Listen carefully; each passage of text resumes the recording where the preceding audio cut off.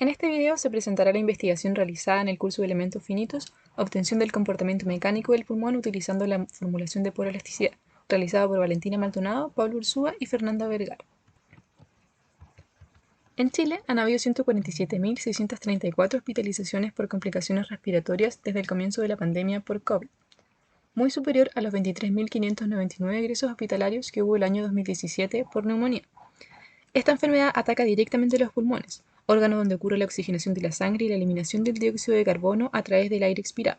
Dado esto, se ha puesto en manifiesto la importancia de tener un modelo matemático robusto para comprender de mejor forma los cambios en el comportamiento del pulmón, como por ejemplo por ventilación mecánica. En esta investigación se ocupan elementos finitos mixtos para modelar el comportamiento lineal del pulmón. La hipótesis de investigación es que la mecánica respiratoria de un pulmón puede ser representada por un medio poroelástico continuo.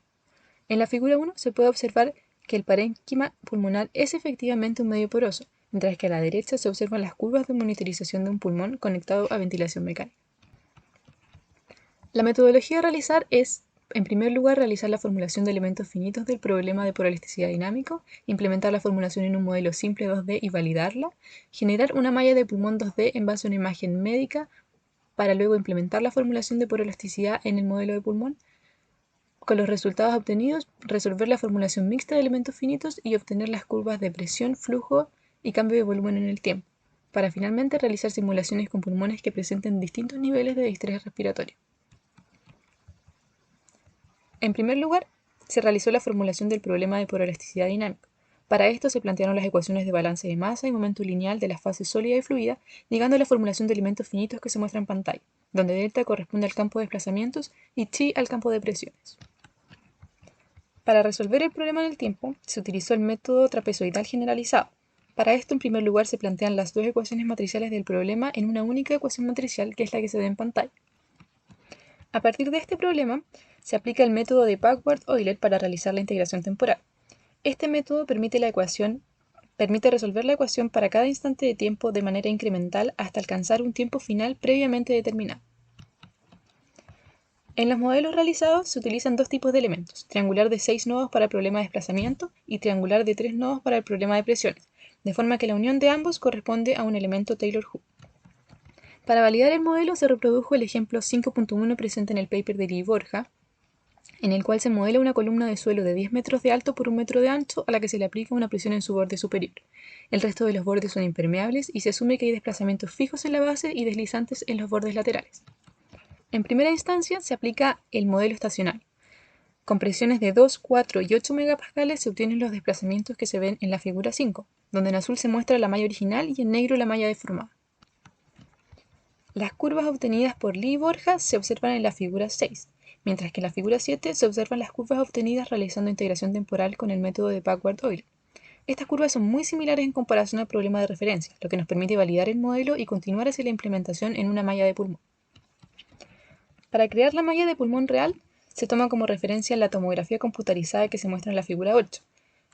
A partir de esta se genera la malla del pulmón izquierdo, tal como se ve en la figura 9, obteniendo una malla de 2092 elementos. Respecto a las condiciones de borde, se restringe el desplazamiento vertical y horizontal en la zona de transición de los bronquios a los bronquiolos, y se deja libre el resto del pulmón. Esta misma zona corresponde a la zona de presiones prescritas, que representa la inyección de aire al pulmón en forma de presión. En la figura 10 se muestra el desplazamiento del pulmón al aplicar una presión negativa de 200 pascales. Se aprecia que el pulmón se contrae y se observa cómo la zona de transición de bronquios a bronquiolos permanece fija.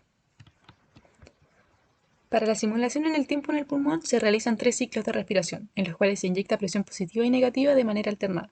Tal como se puede ver en la animación, cuando se le inyecta presión al pulmón, en un comienzo esta se encuentra concentrada en la zona de los bronquiolos, y a medida que pasa el tiempo se va distribuyendo por el resto del pulmón.